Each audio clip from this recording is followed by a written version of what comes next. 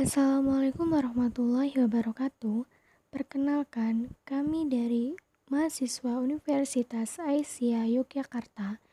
Kami dari kelompok 5, Prodi Manajemen, akan mempresentasikan tentang penanganan keluhan pelanggan pada layanan jasa.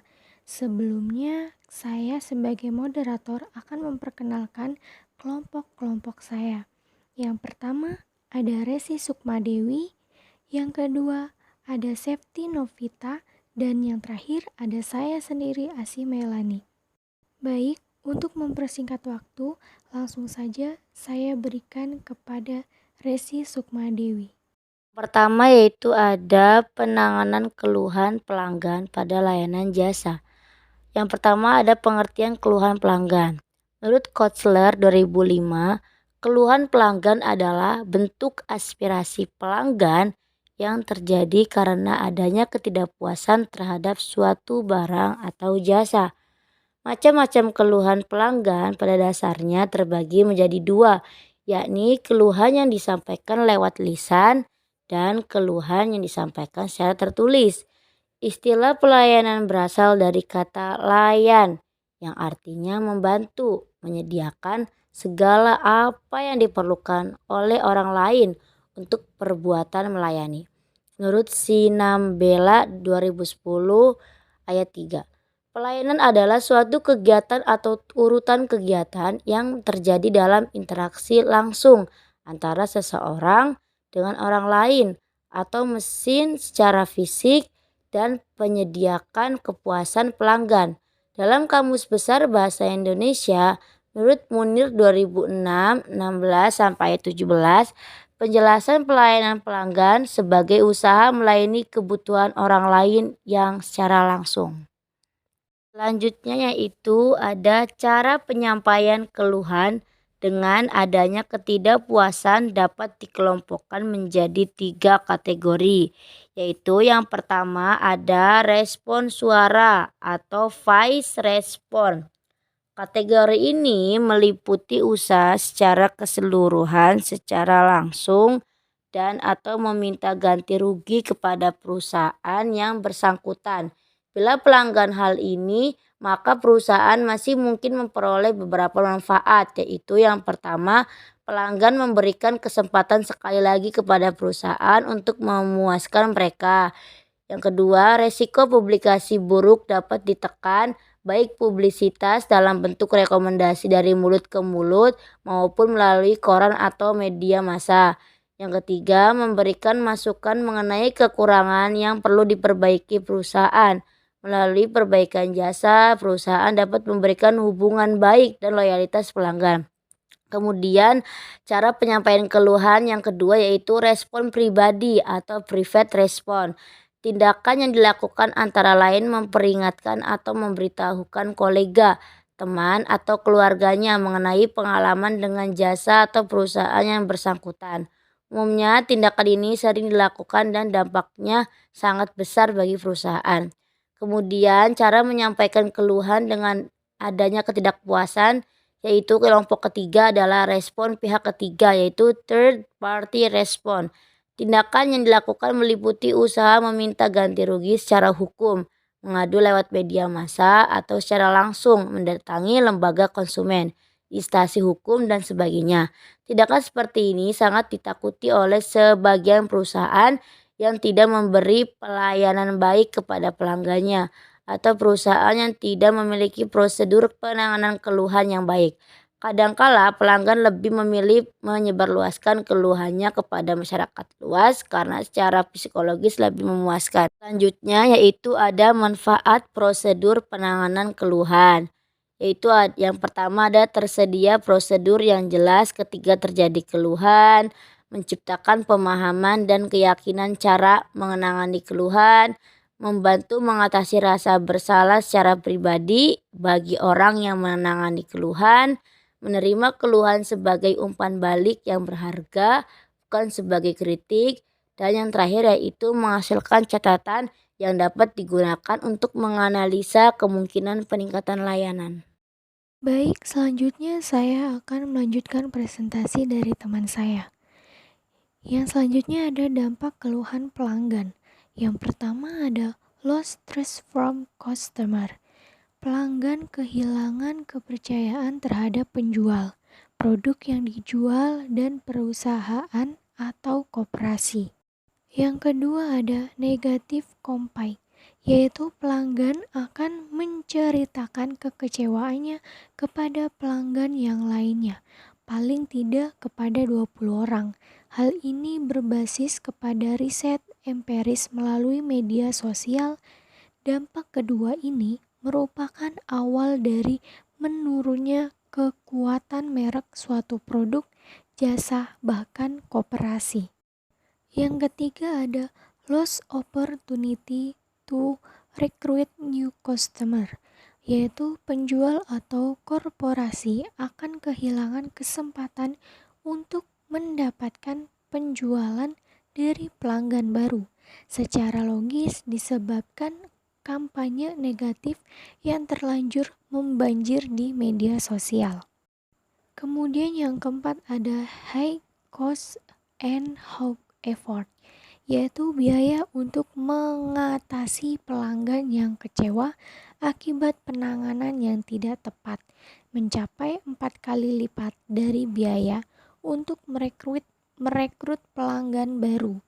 Di saat yang sama, upaya untuk memperbaiki hubungan yang telah rusak juga membutuhkan kerja ekstra dan waktu yang cukup lama untuk memulihkannya. Yang kelima ada convert the current negative perfection, yaitu kegagalan mengatasi keberatan semakin membenarkan persepsi pelanggan terhadap keluhannya mengenal produk atau jasa yang dijual.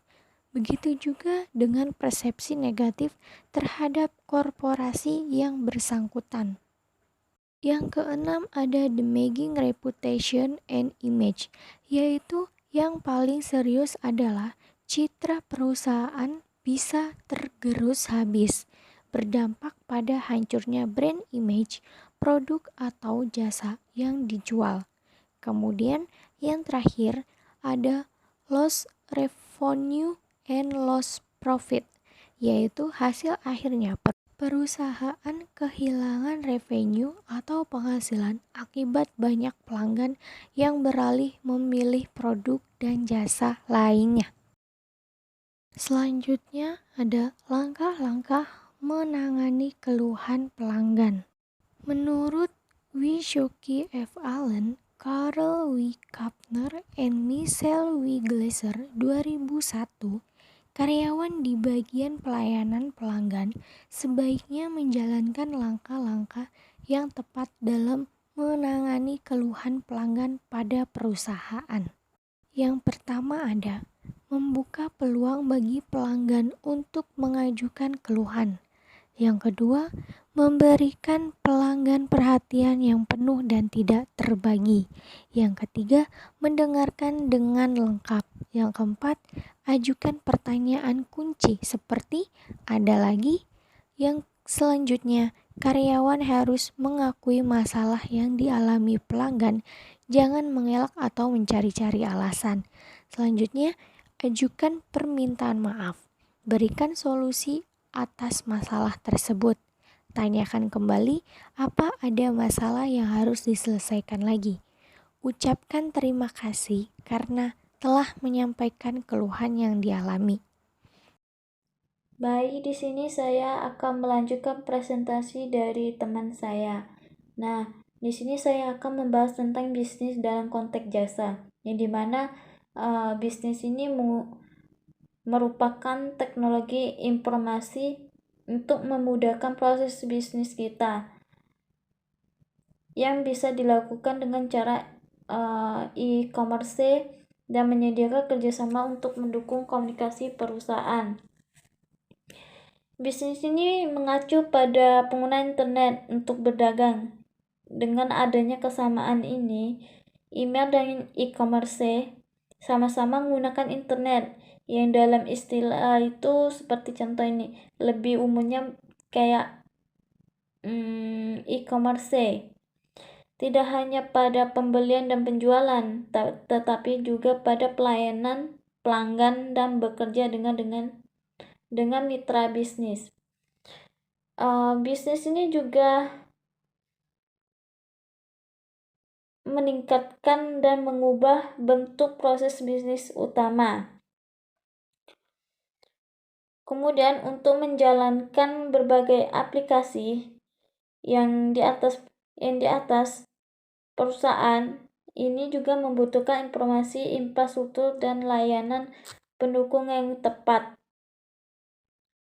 Area pendukung tersebut adalah orang, kebijakan publik, pemasaran, layanan pendukung, dan kemitraan bisnis. Kemudian di sini ada ciri-ciri pelayanan yang baik. Ciri-ciri pelayanan yang baik menurut Kazimir, agar pelayanan yang diberikan untuk pelanggan memuaskan, maka perlu dibuat standar atau ciri-ciri pelayanan yang baik. Nah, berikut ciri-cirinya. Yang pertama itu tersedianya karyawan yang baik, kemudian tersedianya sarana dan prasarana yang baik. Yang ketiga, sama jawab kepada setiap pelanggan sejak awal hingga selesai. Kemudian mampu melayani secara tepat dan mampu berkomunikasi, memberikan jaminan kerahasiaan setiap transaksi, dan memiliki pengetahuan dan kemampuan yang baik.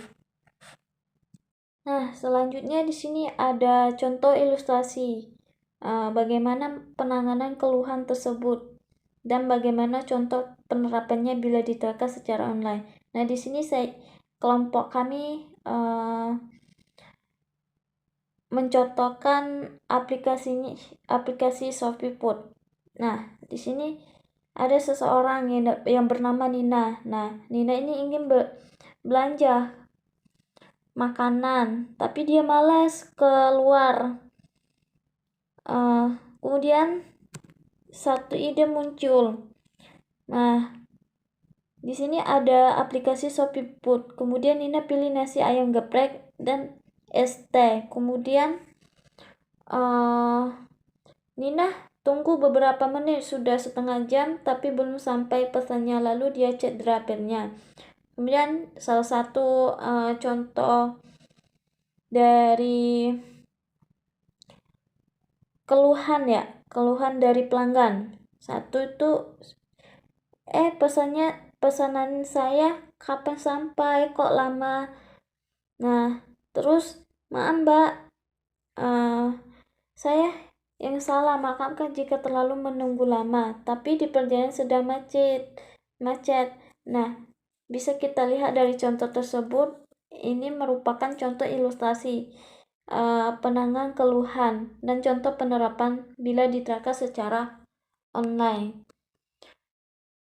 Baik, itu saja presentasi dari kelompok kami. Apabila salah kata, wabillahi taufiq walhidayah. Wassalamu warahmatullahi wabarakatuh.